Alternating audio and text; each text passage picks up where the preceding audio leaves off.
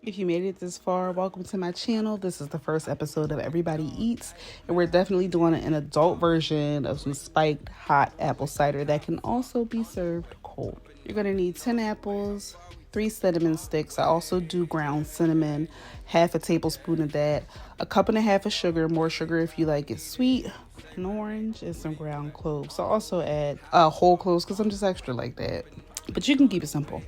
Out of the camera's view, I've already washed my fruit. I don't know who needs to hear this, but wash your fruit, wash your vegetables. And I'm not even just talking about like a quick little run over the water, like thoroughly wash it. First of all, because of COVID. And number two, people don't care. They will literally go and touch 10 apples and finally decide that they want 10 other apples. So back to the cider though. As you can see, I'm peeling, I'm cutting, and I'm throwing it into the crock pot. This is very simple, but also very tedious. I'm taking my orange and I'm doing the same thing. I'm not even peeling it though. I'm leaving the skin on it. And I'm absolutely taking out the seeds. I'm throwing that into the crock pot as well. And I'm covering it with water. I add my cup of sugar, my 3 cinnamon sticks, my cloves, and of course my loose cinnamon again. Like I said, I'm extra. You do not have to do both. The next thing you want to do is mix it really well. We do not have time for cinnamon challenge type situations where somebody is choking on a pocket of cinnamon. The end result is supposed to be a light lituation, not a hospital situation. Now we're ready for the crock pot. 4 to 6 hours, completely up to you. You're going to open and check periodically, but not too much because you're going to let a lot of that heat and moisture out that really cooks it the way it's supposed to be cooked. I leave it unattended for a couple of minutes and I catch little mama getting the apple that slid out while I was mixing it. She is going to get her toddler text one way or the other, and you're going to see in another video how I use that as motivation to do something else with these apples. So again, you're going back in, you're checking it. Now they're ready to be mashed, and you're just really doing this to get that extra flavor out and allow it to sit for like an hour longer now that you've mashed it. Once you let it cook down, you want to go back in one more time, right? This is the final time, I promise. And you're literally just straining it at this point. You're getting every ounce of juice and liquid out of there to go into another jar. Of course, I couldn't find my funnel, so I just put a plate under it to catch whatever excess liquid that fell out, because I'm not the greatest pourer. I'll happily admit that.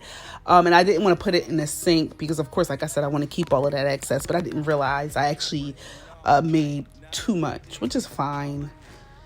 Dump it, put it in the cup, sit and drink it right there unspiked, completely up to you. I want to specify that I chose not to spike it while it's in the larger jar because everybody has a different preference for liquor, but if everyone is cool with the same liquor, that's your business. Spike it in the jar. As for me and my household, we're spiking separately.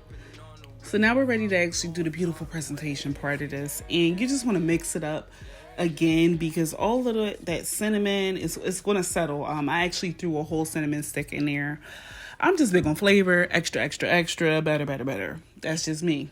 So once I've mixed it, I'm ready to pour it into my mug. Don't forget that you're adding liquor to this at some point, so move accordingly with how much you put in there. If you want to get a little bit more than tipsy, I say fill up half the cup, but that's just me. That's just me. So now I'm adding this sexton of whiskey. Everybody isn't a whiskey person. If you do not like strong whiskey, sexton is not for you. But personally, I loved it with this. It blended so well. But again, my rule of thumb in the kitchen is do what works for you. If you like vodka, rum, tequila, whatever your poison is, pick it and add it. At first, I added a little and then I was like, forget it, girl, just go for it. Plus, I was at the bottom of the bottle and I just don't want to be that person that leaves the sip. Like, don't be that person. So now you're taking your orange and you're literally just adding zest. So you get your grater and you get your zest going. You just run it across the grater a few times. Just make sure you pick the side of the grater with the larger holes. Anything else is going to get stuck onto the actual grater. As you can see, I didn't do that, and I want y'all to be better than me.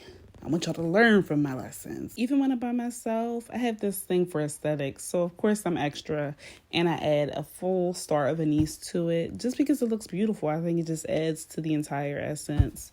I take my finger because it's my cup. Don't worry about what's in my cup and why my finger is in my cup. And I mix it and I get a little taste going, before I take the full sip. My heavy hand understood the assignment. As you can see, it was burning the back of my throat. And there we have it. Our spiked hot or cold apple cider made from scratch. So easy, so simple. I hope y'all try this recipe and I really hope y'all add your own mix onto it. That's the best way. That will be my rule of thumb in every episode, which is that your palate is your perspective. Life imitates art. Food is life. Therefore, food is